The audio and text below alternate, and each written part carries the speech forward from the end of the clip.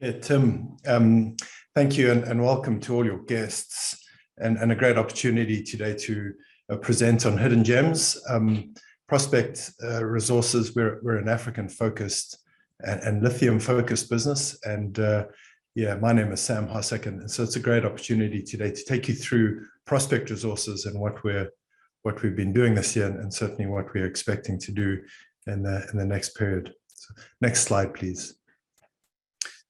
Listed entity, PSC ticker. Please have a look at our website. Please have a look at our disclaimers. Prospect Resources at a glance. Prospect Resources has the Arcadia Lithium project. We're an 87% shareholder or owner of the Arcadia Lithium project. It's situated in the just due east of the capital city of Zimbabwe, which is Harare. It's fully permitted. It's got exceptional low-lying near-surface geology, which leads to a very low cost of production, very competitive. The products are also, again, a function of geology. They're low impurity, so they're a high purity product. We produce products that go into the battery minerals market, and we will produce products that go into the technical lithium market. So there are two markets. They make up the 100% of the sort of consumer base for lithium products. And we're in a very competitive position where we can target both those markets. And one's got exceptional growth potential, and one's got a very mature and stable, diversified, broad consumer base. So we're in a very strong position there. Over the course of this year, Prospect has produced a pilot plant. We've installed it. It's been a proof of concept, and it's allowed us to produce so far over 200 tons of technical grade products, which we've shipped predominantly to the European customers. So the technical market is also called the glass and ceramic market, where lithium products are extremely highly valued. So the other aspect of our focus for this year has been a clear de-risking strategy to take all the known and controllable manageable issues and risks around our mining business. And we've partnered with Lycopodium Minerals, and we've targeted them to come up with two feasibility outcomes. One is a staged approach, which is a very conservative approach, and you build a smaller plant and expand it using cash flow generated from that plant. And the second part of the DFS, which is certainly a lot punchier, is to go straight to a full-scale operation. So we've released the first DFS, and we've got the second pending imminently. And lastly, we've been running a very sophisticated and competitive partnership process, which has originally considered to raise the capital cost and fund the requirements for our project. And we've been through a number of gates, and we're in the final stretch now. But we did receive 7 non-binding proposals. They're very competitive. They were very pleasing. And there was a range of proposals in there, which we are now adjudicating on and progressing. So that's Prospect Resources at a glance. Next slide, please. The Arcadia Lithium project is situated just due east of the capital city of Harare. So from a project development perspective for a junior miner, we're in a very, very fortuitous position. We've got good access to resources, particularly people to the east, and to the north, we've got an interconnection with the major east-west running hydroelectric interconnection. So big hydro plants, lots of access to energy around 10 kilometers north of us. And to the south of us, a dual carriageway exit to our preferred port, which is Beira. So very close proximity to all our key infrastructure and resources. We've also been very fortuitous in applying for and having the, shall we say, the credibility and the meeting the credentials for a special economic zone license. So this is the apex investment incentive within Zimbabwe, and it certainly comes with a raft of economic but also policy measures which are very attractive to all of our 7 partners that we're speaking to in our partnership process.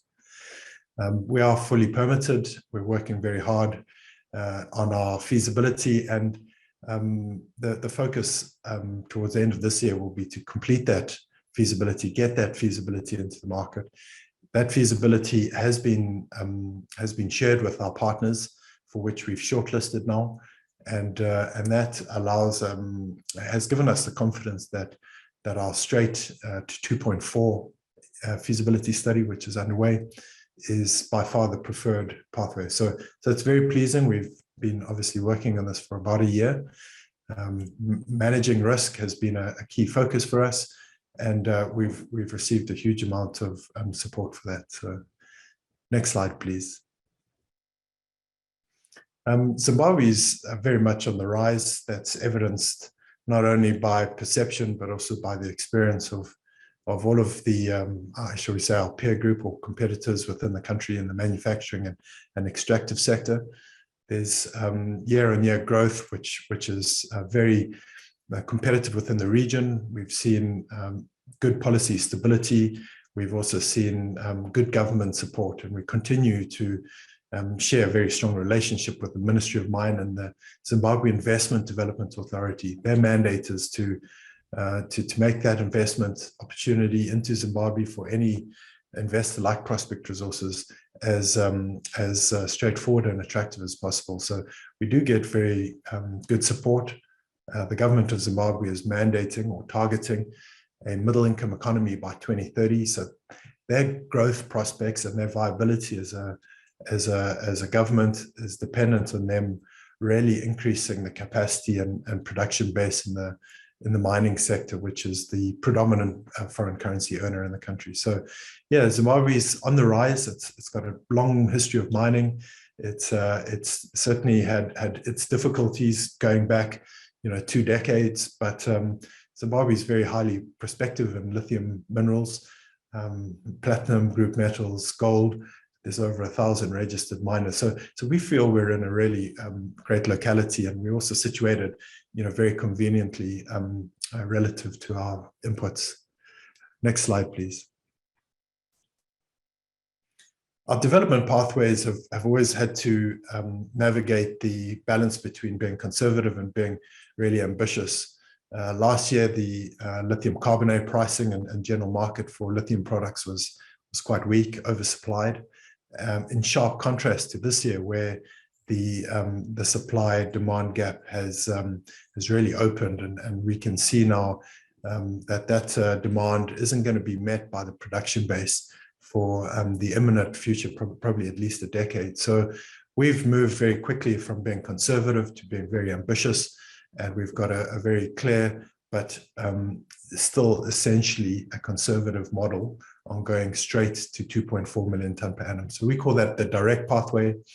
It requires more capex, but we're in a very strong position within the equity markets. We're in a strong position within our commodity, and Prospect Resources has also managed a lot of its risks, which had been an impediment in the last 2 to 3 years. So we're in a strong position.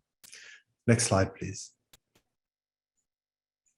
One of the key rationales that we've been trying to focus our investors on in the feasibility is really trying to balance the sort of market outlook for the production of lithium products.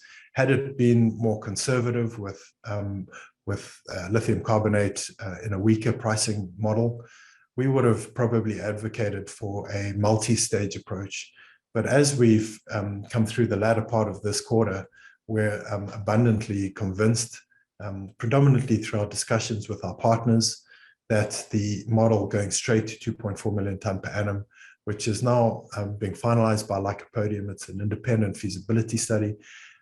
So we think we've timed it perfectly to coincide with trying to complete our partnership process and the project funding.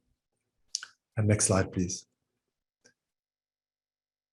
So the pilot plant has been a really major shift change in our confidence and our management of our risks. We've managed to produce quite high volumes of samples, so 200 tons is, in our development stage, they're high volumes.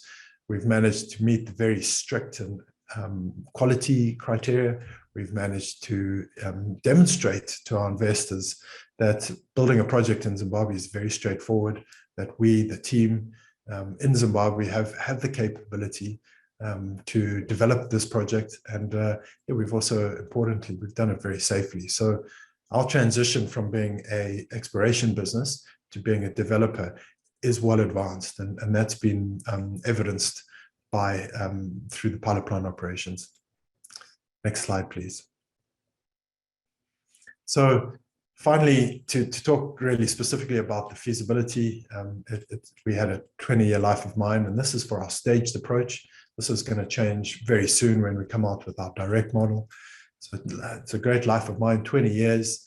We were looking at a capex of stage 1 of $140 million, which would fund and develop the stage 2 within a 2 to 5 year period, and would be producing around 135 plus 1,000 tons of spodumene per annum, and around 107,000 tons per annum of low-grade technical petlite. So really strong fundamentals, even for a very conservative staged approach. So we've proved that this project has huge commercial capacity, even at a low conservative model.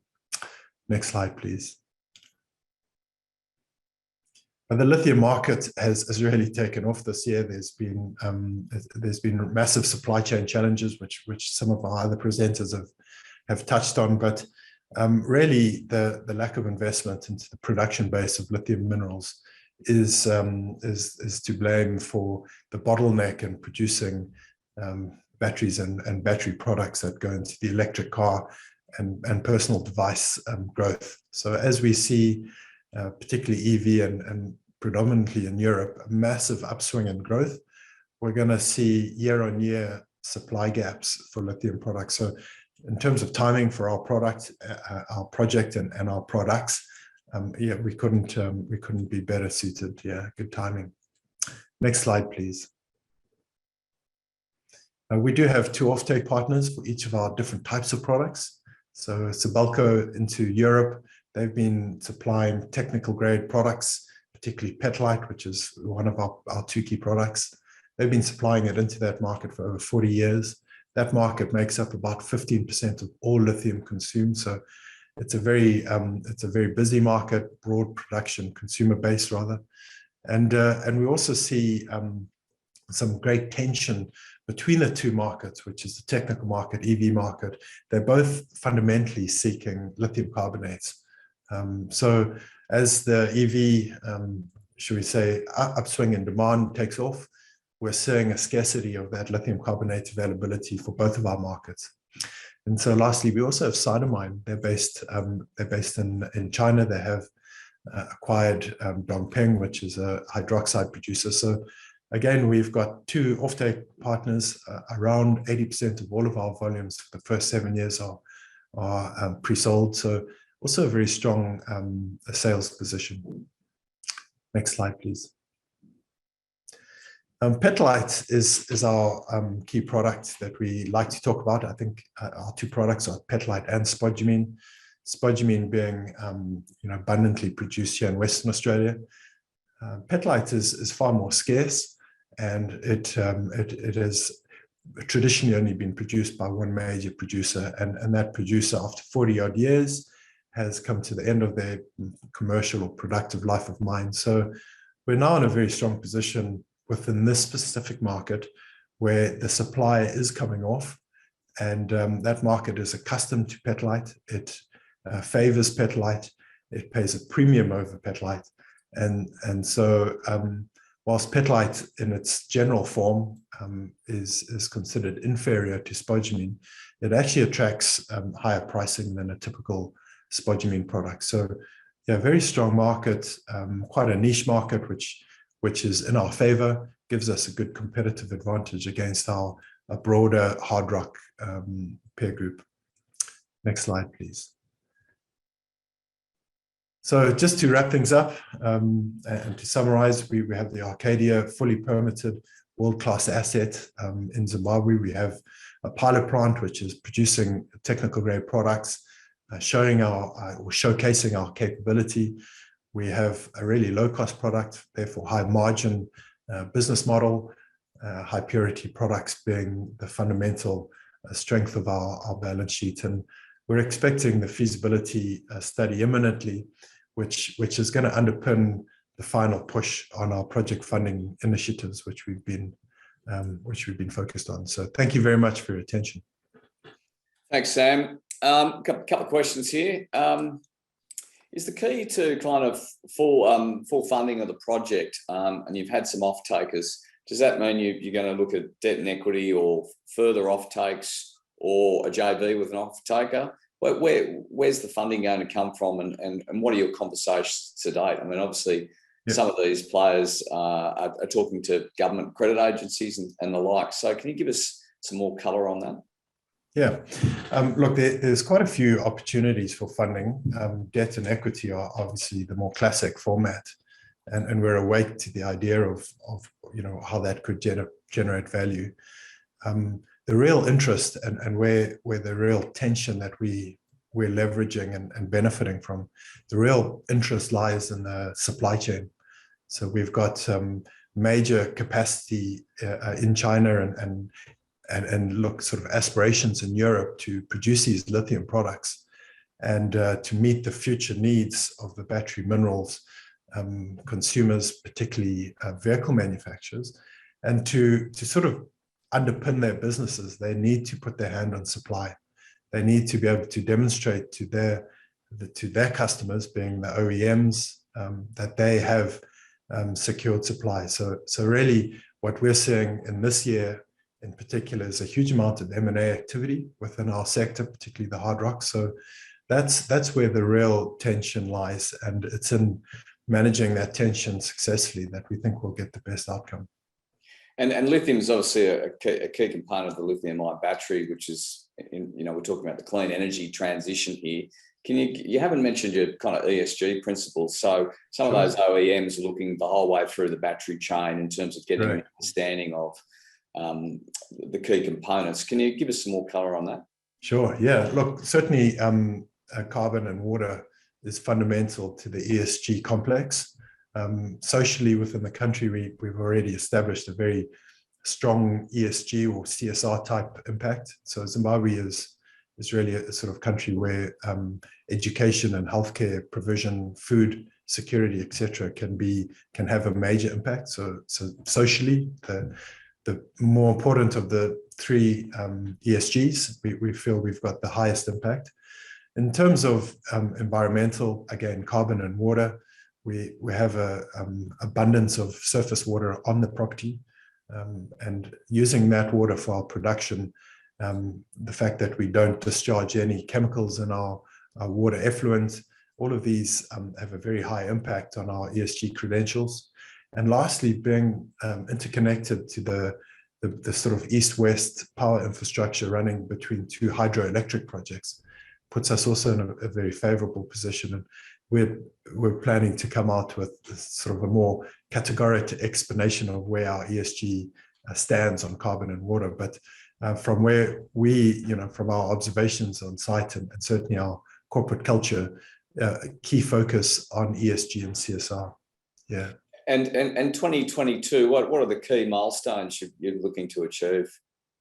Yeah, looking to the end of 2021, we've previously stated to the market that we'll produce the final feasibility for the year, which will be the straight direct feasibility and the core sort of model underpinning our future. And the second thing we've told our market is that we'll complete project funding. And this is a very tight time frame, but we're very confident about meeting that time frame.